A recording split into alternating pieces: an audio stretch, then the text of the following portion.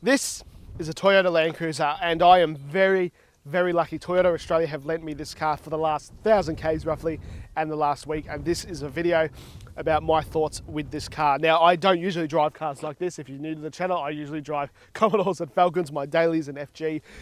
This is completely foreign in terms of my personal cars. Now, I have driven many dual cab utes though, including LandCruisers back in my previous life as a carpenter, Amaroks, Hiluxes, Rangers, I've driven heaps of them, and the Toyota LandCruiser, my old boss had a V8 manual cruiser, bought brand spanking new, and so I actually have a little bit in my mind of comparing them, and I often use that car to tow building waste. We'll jump straight into towing, because that's what a lot of people want to know about the old V8 LandCruiser and this one, because this one is the 4-cylinder, that is right.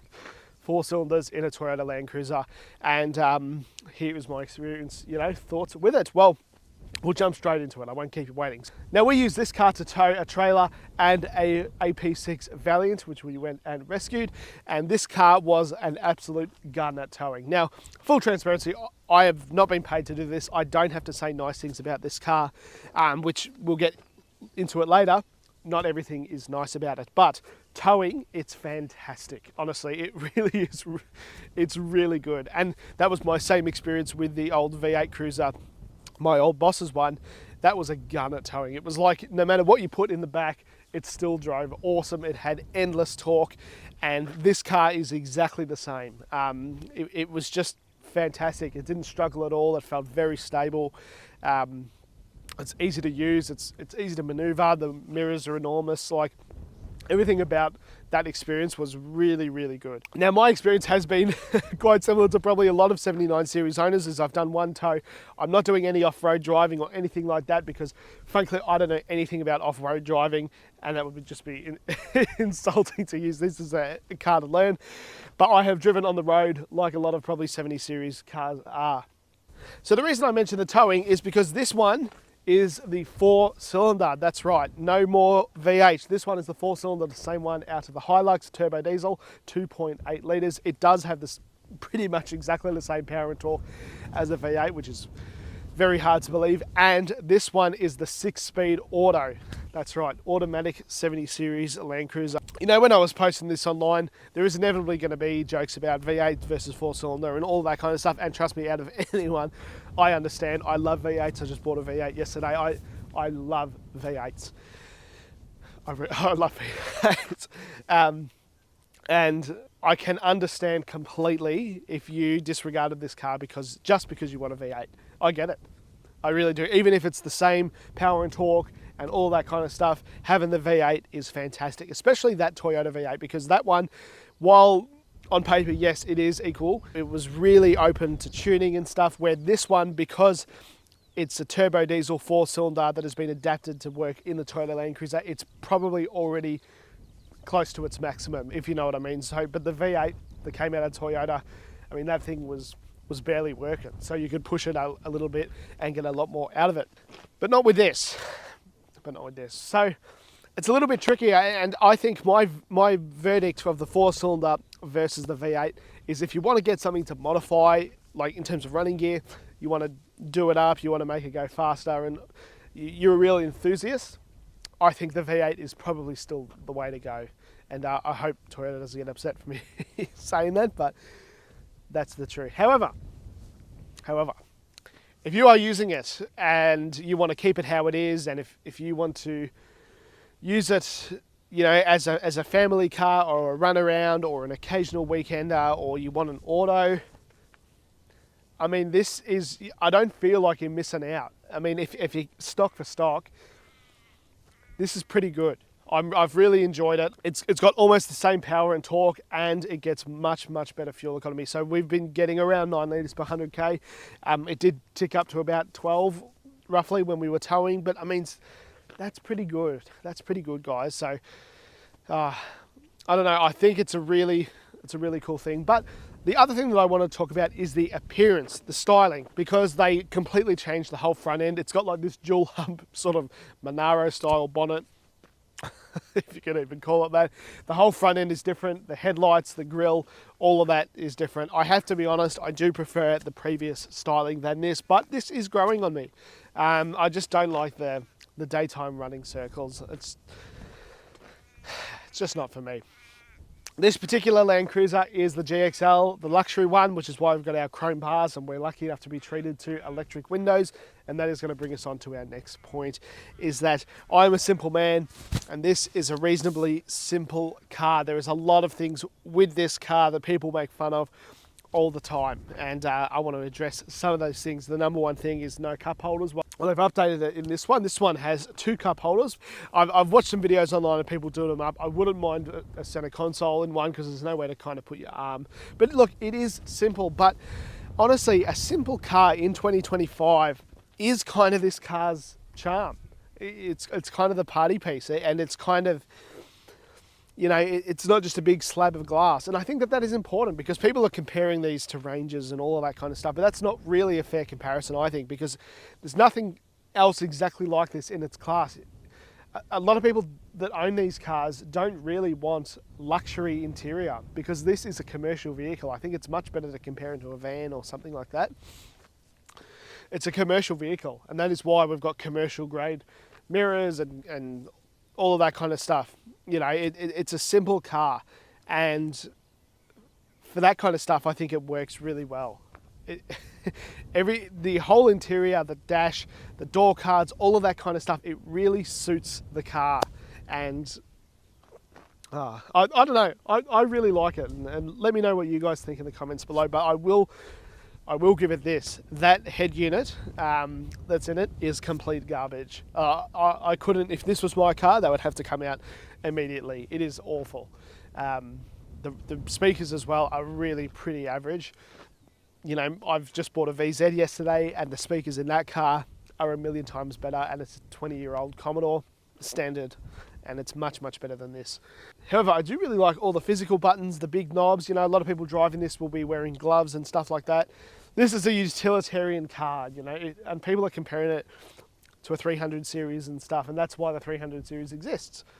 The other thing that is inevitable that we need to talk about is the price. So this car is basically 100 grand. It's just a hair under $100,000. That is a lot of cash. It's a lot of money.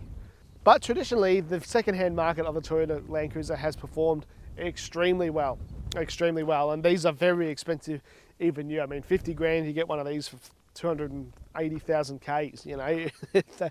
The depreciation is extremely good with these cars. And a lot of people that I know that bought them, even in my old boss's case, was he bought it as his final car forever, even though he was only in his late 40s. And because of that, I have to be honest, when I was driving this car, I did feel like King Dick on the road. I mean, this is a bit of the king of four-wheel drives. I felt manly. I felt awesome. And I can't deny that. You know, I know that it sounds kind of lame saying that, but it's true. I have really, really, really enjoyed my time in this car. Despite being a 4-cylinder auto, it doesn't matter. Like, it's nice. You know, we've got an extra gear than you would have in the 5-speed manual. It's reasonable on fuel. And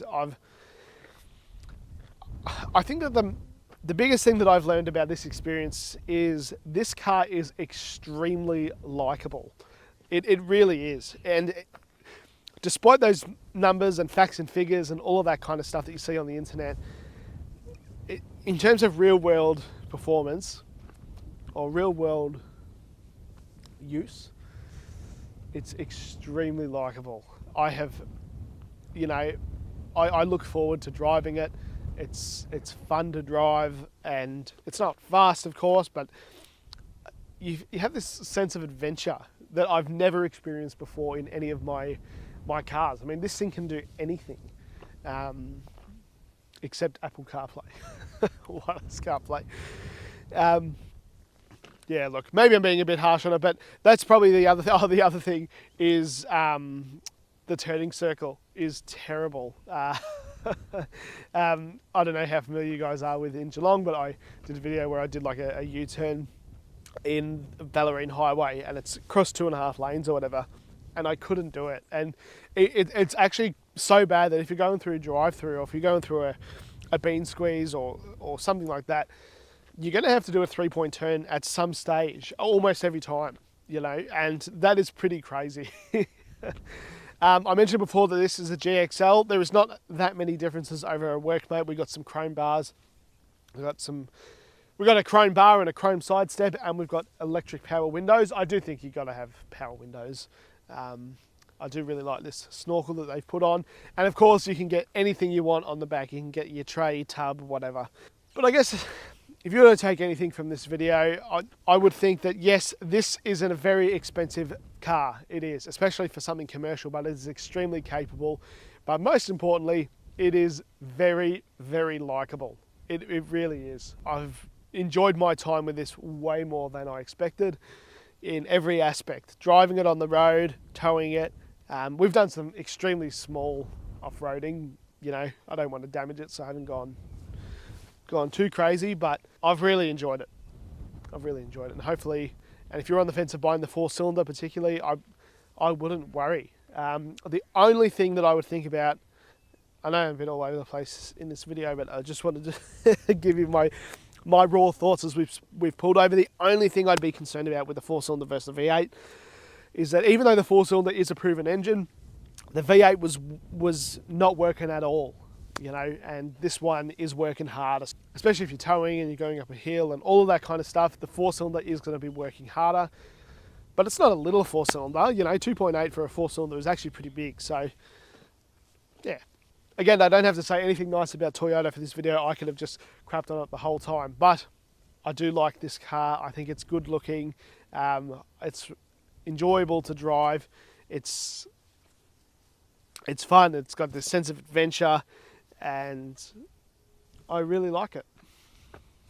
That's the honest truth. So, all right, guys, it is time to take the Cruiser for a drive. We've just driven up the road, and I wanted to give you some of my thoughts on what it's like to drive. It's still weird getting used to it being auto. Do like a Cruiser. So it is, you know, slightly bumpy and stuff like every dual cab is, but they're all like that, so I'm not really going to mark points off it for that. And once we had some weight on the back, it was a little bit low. It was much better. The one thing I did want to talk about in here though is it's quiet. It's reasonably quiet and refined, with the exception of the wind noise. So if you just put the window down a little bit, hopefully you can see it, it rattles a lot. But I've really enjoyed my time with this. And you know, just a little tidbit as well, my girlfriend comes with me with all of these drives, right? And she's the camera girl. She does a lot of the camera work, so she has been in pretty much every car that I've ever reviewed. And the thing that has really taken me by surprise is, you know, she's not really a car person, is that this is her favorite car that we've reviewed. That's another thing that has sort of reinforced that idea that even though this car has failings like any other car, it is extremely likable.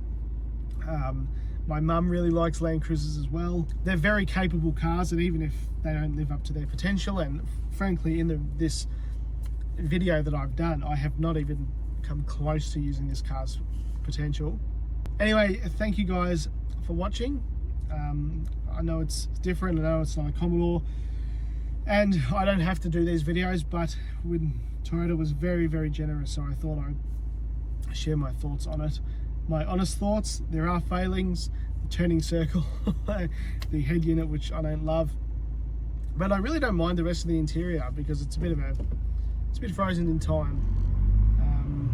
There's no point doing 0 to 100 or anything like that. It's pretty much exactly what you'd expect. It's not fast, but you're not buying this car for that. So, but it doesn't feel painfully slow either. It's just good. It's completely acceptable. Anyway, thank you guys for watching, following along, and liking, subscribing, all of that kind of stuff. If there are any other particular brand new cars that you'd like me to test and see what I'm thinking, then let me know. But as a reminder, you know, I don't do these all the time. In fact, I've sort of just paused my reviews at the moment so I can get some of my projects knocked over. So yeah, that's about it, guys. Thanks for watching. Hope you enjoyed.